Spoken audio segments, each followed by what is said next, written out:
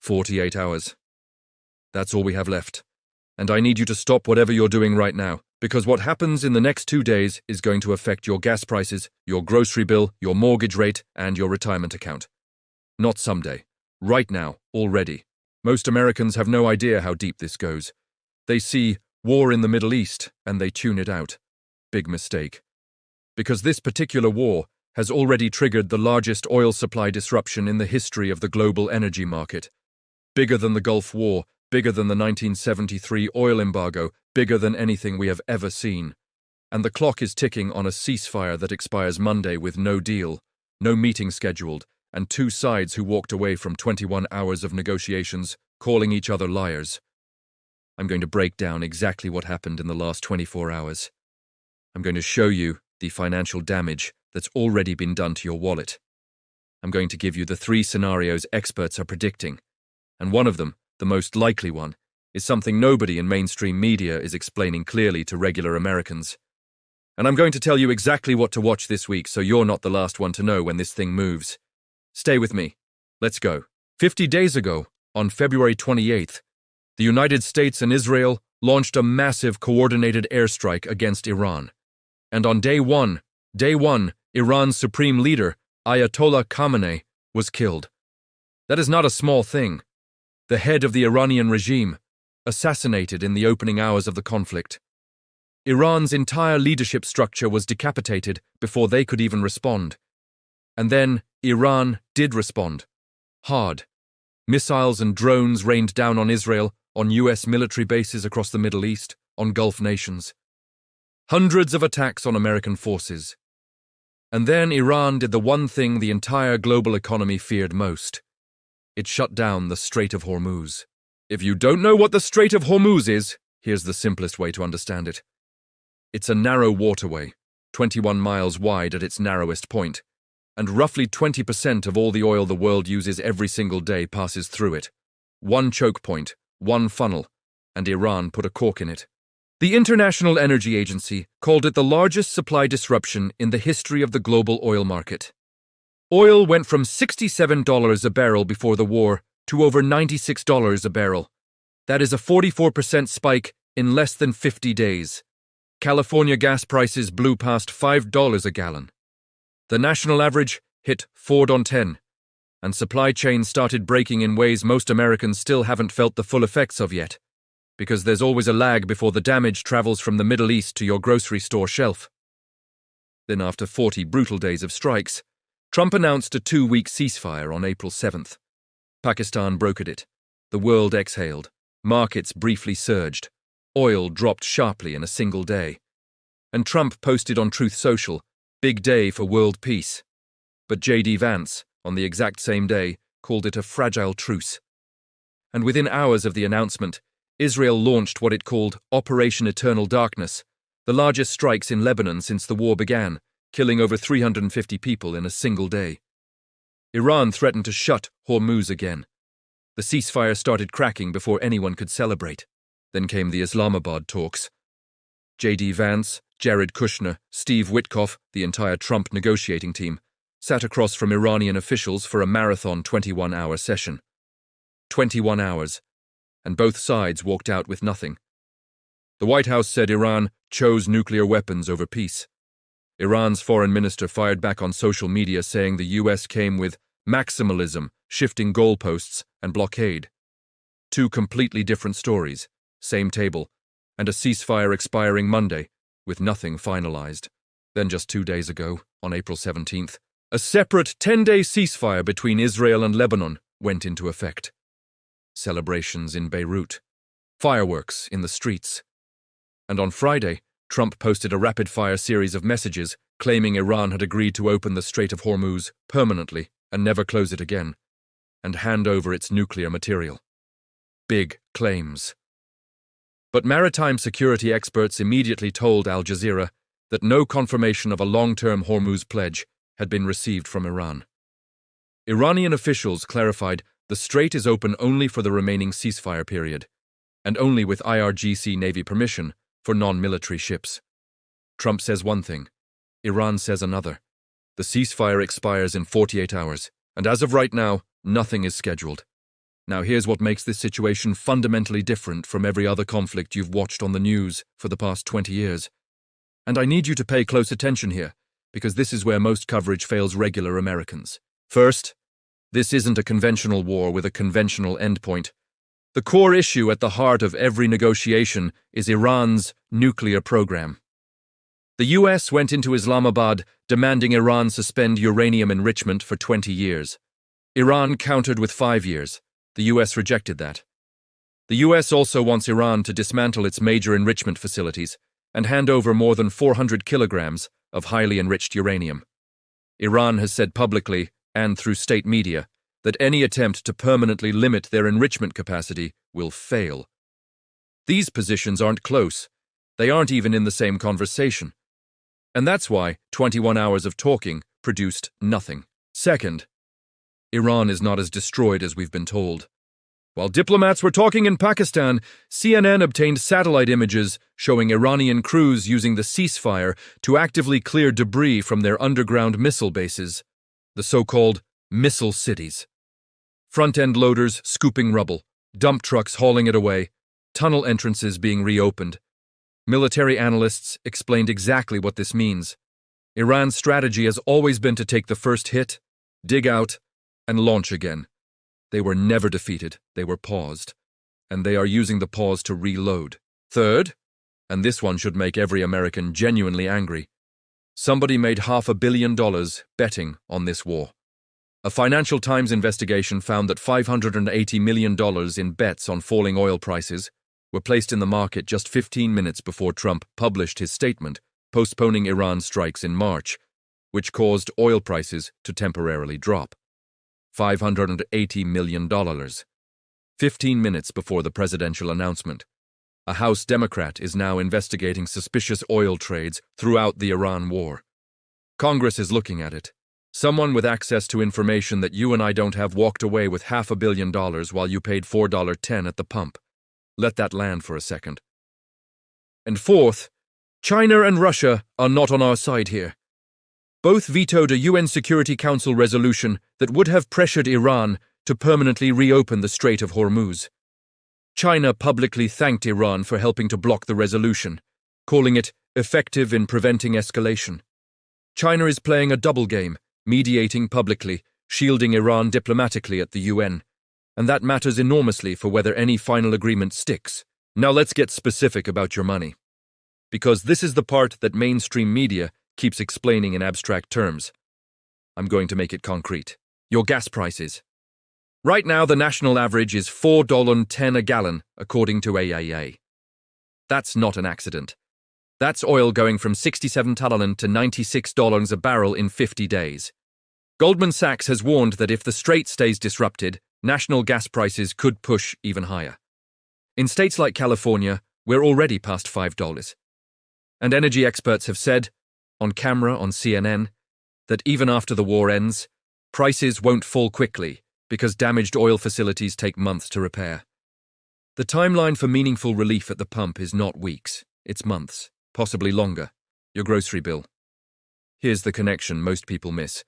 The Gulf region produces roughly 45% of the world's sulfur, which goes directly into fertilizer production. When tanker traffic through Hormuz collapsed, sulfur supply dried up.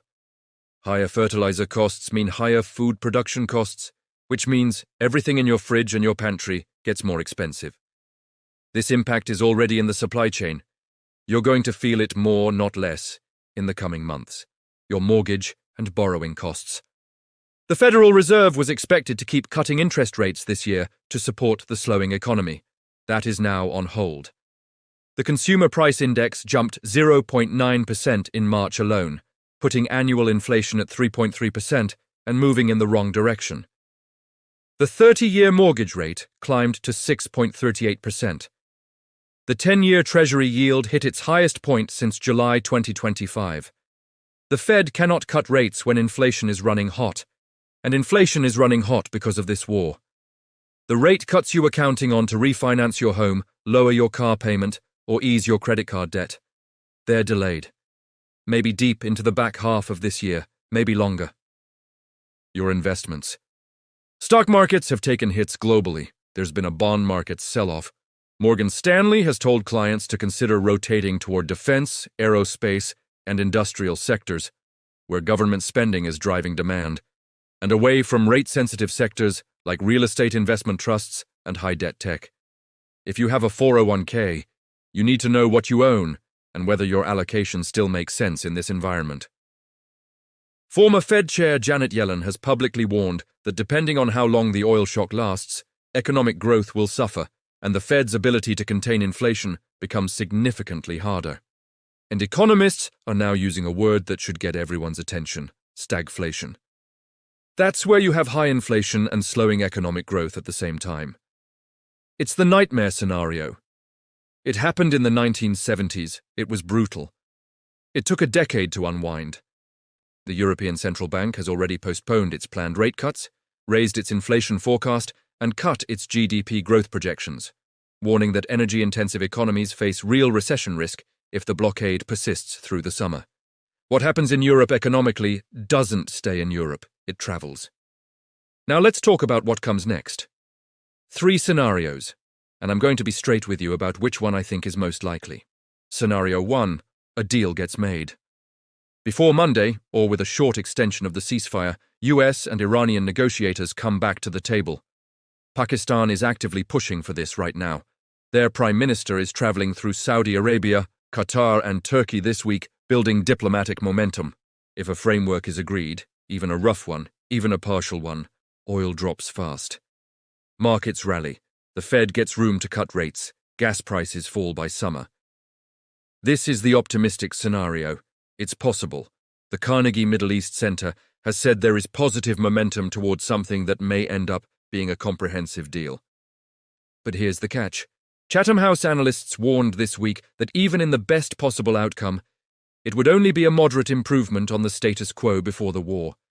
The damage to US credibility, to NATO unity, to global trust in American military guarantees, that doesn't get fixed at a negotiating table. That takes years. Scenario 2. Extended uncertainty. No deal Monday, but no immediate return to full-scale war either. The ceasefire quietly expires. Both sides hold back from dramatic escalation while back-channel talks continue through Pakistan. The naval blockade stays. Iran maintains partial control of Hormuz. Oil stays elevated, somewhere between $85 and $100 a barrel. Inflation stays sticky. The Fed stays frozen. American consumers keep paying high prices through summer, through fall, into the midterms. This is the slow burn scenario. And Morgan Stanley specifically flagged it. In a 2026 midterm year, pump prices become a decisive political issue for voters, and White House supply-boosting proposals will have limited impact on the actual price at the pump. Republicans go into November with gas above $4, inflation above 3%, and a war with no resolution. That's a very tough political environment. Meanwhile, CSIS analysts have noted that Iran's proxy networks, Hezbollah, Iraqi militias, Houthi forces, went quiet during the war, but they're calling it a pause, not a break. The pressure will find an outlet somewhere. The question is when and where. And Scenario 3, the one nobody wants to say out loud. The ceasefire expires, talks collapse. And here's the specific tripwire everyone should know about. Iran's Revolutionary Guard has publicly stated that any US military vessel entering the Strait of Hormuz would be considered a ceasefire violation and dealt with harshly. The naval blockade is already active. US ships are already in those waters. That's not a hypothetical conflict trigger.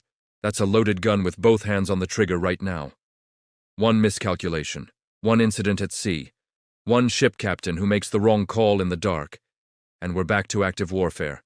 If that happens, oil doesn't just go to $100, it spikes to $120, $130, or higher. Recession risk stops being a warning and becomes a reality. The Pentagon has already spent $18 billion and requested another $200 billion. That widens the deficit. That pushes Treasury yields higher. That means your mortgage, your car loan, your credit card, all more expensive. And Iran's nuclear question doesn't go away. CSIS said it plainly this week. A fragile ceasefire masks a far more dangerous reality. Iran's nuclear ambitions are unresolved, Lebanon is destabilized, terrorism risks are rising, and a shadow war between Israel and Iran is poised to reignite at any moment. So what do you actually do with all of this? Here's the practical part. Watch Monday morning oil futures before the market opens. If crude spikes before any news announcement, that's your early warning that something has happened behind the scenes. We already know people with inside information have moved on oil before presidential announcements in this war. The smart money moves before the headlines do. Watch for any announcement out of Islamabad, Doha, or Ankara before Monday night. Pakistan's Prime Minister is in the region right now, doing exactly the kind of shuttle diplomacy that produced the first ceasefire. If he announces a second round of talks, even talks about talks, that's bullish for markets and bearish for oil. If Monday comes and goes with silence and no announcement, brace yourself. Watch Lebanon on April 27th.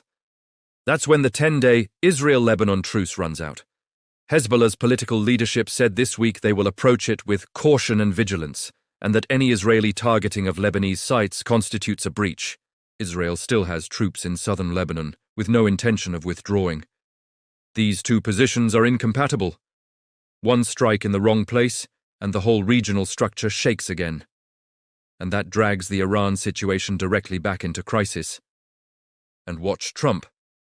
Because the most honest assessment of this situation came from former U.S. nuclear negotiator Robert Malley, who told Democracy Now! This week that Trump's behavior is mercurial, and that makes it nearly impossible to predict what he does next.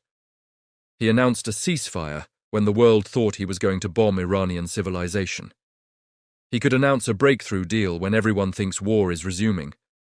Or he could authorize new strikes when diplomacy looks like it's working. That unpredictability is itself a market risk, and it's the one that nobody has a model for. Here's where I leave you. The next 48 hours aren't abstract. They aren't just geopolitics. They are the variable that determines whether your gas prices fall by summer or stay elevated into 2027, whether the Fed cuts rates this year or stays frozen, whether the stock market finds a floor or takes another hit, whether the slow economic squeeze you've been feeling at the pump and the grocery store starts to ease or gets worse. You are not helpless here. But you do need to be informed. The people who understood what was actually happening during the 1973 oil crisis, during the Gulf War, during 2008, the people who connected the dots between geopolitics and their personal finances, they came out on the other side, ahead of everyone who just hoped it would work itself out. You now know what's happening. You know the tripwires. You know what to watch. Use it. If this gave you value, share it right now with someone who's wondering why their gas bill is insane or why their mortgage rate won't come down. They deserve to know the real reason. And subscribe, because this situation is moving daily, and I'll be here every single time something significant changes.